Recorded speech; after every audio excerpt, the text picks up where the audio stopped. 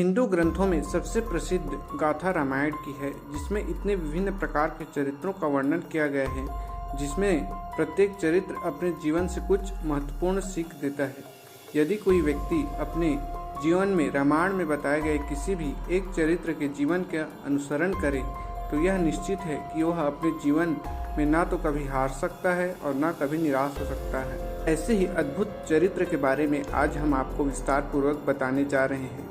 Channel में नए हैं तो चैनल को सब्सक्राइब करके नोटिफिकेशन बेल को ऑल में सेट कर लीजिए, क्योंकि इस चैनल में इस तरह के वीडियो अपलोड किए जाते हैं जिसका नाम आप प्रत्येक वर्ष सबकी जुबान पर सुनते ही होंगे। वह नाम मेघनाथ है, जिसे इंद्रजीत के नाम से भी संबोधित किया जाता है।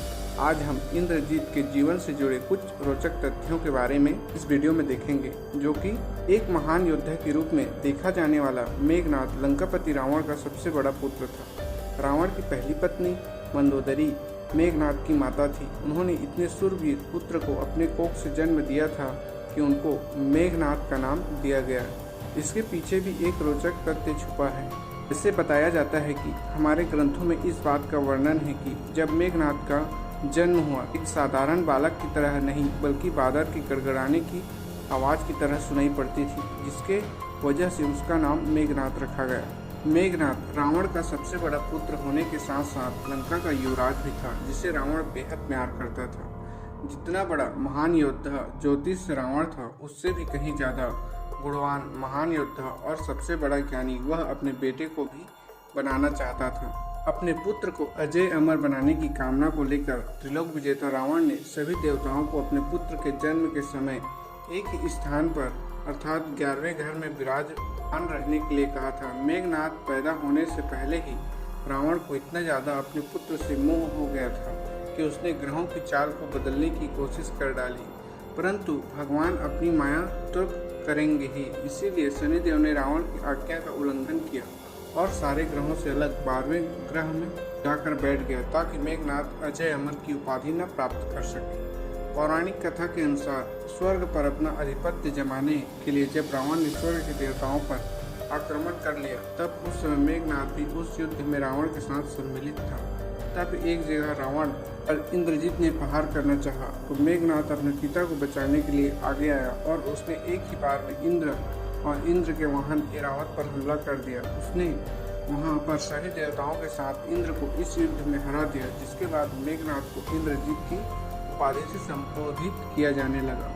मेघनाथ जब स्वर्ग से निकलने लगा, तब उसने इंद्रदेव को अपने साथ ले आया। रावण स्वर्ग पर अपना अधिकार जमाना चाहता था, क्योंकि विजय तो उसने प्राप्त कर ली ही थी, परंतु स्वर्ग और रावण के बीच एकमात्र कांटा था, सिर्फ इंद्र, जिसे मिटाने के लिए रावण और मेघनाथ दोनों तैयार हो गए। परंतु जब ब्रह्मा जी को रावण के इस फैसले का ज्ञान हुआ, तब वे तुरंत लंका की ओर निकल पड़े।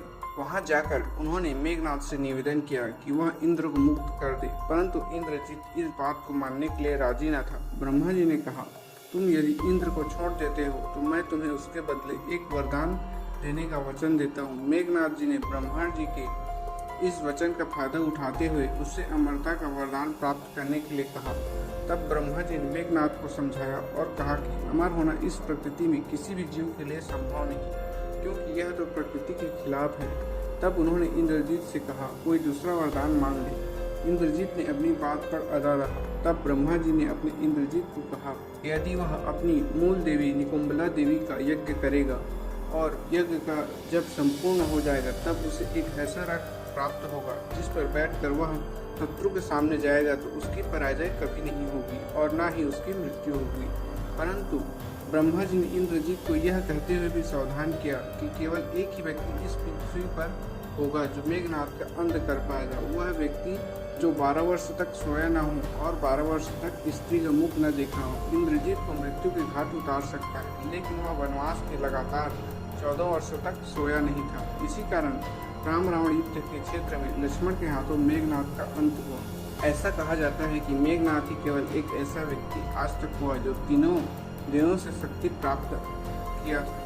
जी हाँ, तीनों देवताओं में आने वाले ब्रह्मा विष्णु महेश तीनों के वरदान 3 प्रकार की अलग अलग शक्तियाँ इंद्रजीत के पास मौजूद थी। इसी वजह से वह ब्रह्मांड का सबसे महान योद्धा बन गया था। इंद्रजीत अपनी युक्त शास्त्र शिक्षा शुक्र गुरु से प्राप्त की और उन्होंने उन्हीं तीनों से देवताओं के अस्त्र प्राप्त किए, जिनके नाम ब्रह्मास्त्र, वैष्णवास्त्र और पशुपति अस्त्र है। इसके अलावा उन्होंने कई अलग अलग प्रकार की जादुई और सम्मोहन की शक्तियां प्राप्त किया था, जिसकी वजह से युद्ध क्षेत्र में उन्होंने राम और लक्ष्मण दोनों को ही एक साथ नागपाश में फंसाकर मूर्छित कर दिया था। विश्वामित्र के क्षत्रिय से ब्राह्मण बनने तक का इंद्रजीत के बल का व्याख्या जितना किया जाए उतना कम है, क्योंकि वह अकेला ही ऐसा योद्धा था जिसने एक ही दिन के युद्ध में 67 मिलियन वानरों को मौत के घाट उतार दिया था। लंका में वह अकेला ही एक ऐसा योद्धा था जो पूरी वानर सेना को अपनी एक ही गर्जना से पूरी तरह बिखेर कर रख सकता था, परंतु उसमें आय शक्ति के घमंड की वजह से अपनी बुद्धि का सही उपयोग न कर सका, इसलिए मौत के घाट उतार दिया गया। मेघनाद के जीवन से हमें यह शिक्षा मिलती है, इंसान भले ही कितना शक्तिशाली हो जाए, परंतु घमंड की वजह से अपनी बुद्धिमत्ता को नहीं गंवाना चाहिए।